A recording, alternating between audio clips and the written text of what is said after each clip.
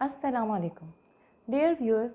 मेरी आज की वीडियो है उन ख़वातीन के लिए जो किसी वजह से अपने ख़ुसूसी आयाम को रोकना चाह रही हैं, जैसे वो हज की प्लानिंग कर रही हैं या उम्रे पे जा रही हैं और वो ये चाहती हैं कि इस दौरान हमारे ख़ुसूसी आयाम जो है ना वो बंद हो जाएं और हम सुकून से आराम से हज जैसा फ़रीज़ा अदा कर सकें।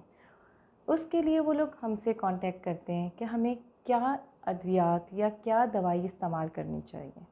सबसे पहले तो मैं आप लोगों को ये बताऊंगी कि आपने अपनी गायनाकोलॉजिस्ट के पास जाना है, उनसे अपनी पूरी केस हिस्ट्री को डिस्कस करना है ताकि उन्हें अंदाज़ा हो सके कि आपकी जो साइकिल है वो कब से कब स्टार्ट होता है, रेगुलर है, कोई इशू वगैरह तो नहीं है। इसके अलावा आपकी मेडिकल हिस्ट्री बहुत इम्पॉर्टेंट है कि आपको ब्लड प्रेशर, शुगर, दिल का मसला या कोई खून में जमने वाले लोथरे, मिग्रेन, फालिज, इस तरह की कोई मसला तो नहीं है। जब ये तमाम हिस्ट्री आ जाती है फिर आपकी गायनाकोलॉजिस्ट आपके हिस्ट्री के मुताबिक आपको सजेस्ट करेगी कि आपने कौन सी मेडिसिन लेनी है। पहले ये प्रैक्टिस थी कि हम प्रोजेस्टेरोन दे देते थे, ठीक है, और ये 2 टैबलेट्स जो है ना अकॉर्डिंग टू वेट, वज़न के मुताबिक हम प्रिस्क्राइब करते थे, सुबह दोपहर शाम या सुबह शाम। लेकिन अब न्यू गाइडलाइन के मुताबिक हम फैमिलिया 28 को जो है ना प्रेफर करते हैं। पर वही बात है कि हिस्ट्री इज़ वेरी इंपॉर्टेंट।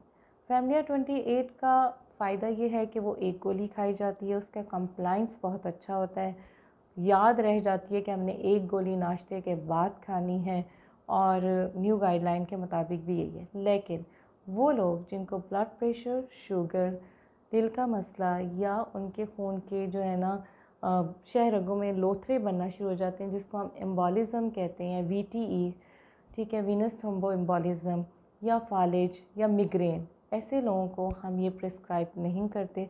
फिर हम प्रोजेस्टेरोन देते हैं जो कि जस्ट10 या प्राइमलिट के नाम से है और वज़न के मुताबिक हम उसको प्रिस्क्राइब करते हैं। नुकसान ये है कि बाज़ टाइम अगर आप वक्त पे इसे ना ले सके तो होता ये है कि स्पॉटिंग शुरू हो जाती है। फिर हमने उस स्पॉटिंग को कंट्रोल करना होता है और अगर ब्लीडिंग ज़्यादा हो गई तो फिर हम कुछ नहीं कर सकते, फिर हम ये कहते हैं कि साइकिल को होने दो। तो ये है कि अगर आप ये चाहते हैं कि ये सब कुछ स्मूथली हो तो अगेन ये कह रही हूँ कि ख़ुद साख्ता मत करें, डॉक्टर के पास जाएं। डॉक्टर जो है ना आपको बताएगा कि आपकी हिस्ट्री के मुताबिक आपको कौन सी जो है ना मेडिसिन सूट करती है, ईस्ट्रोजन या प्रोजेस्टेरोन, और कैसे इस्तेमाल करनी है, और जैसे वो आपको बताए आपने बिल्कुल उसी तरीके से इस्तेमाल करना है। मेरे ख़्याल से आपके लिए ये वीडियो फ़ायदेमंद साबित होगी। अपना बहुत ज़्यादा ख्याल रखिएगा। Thank you.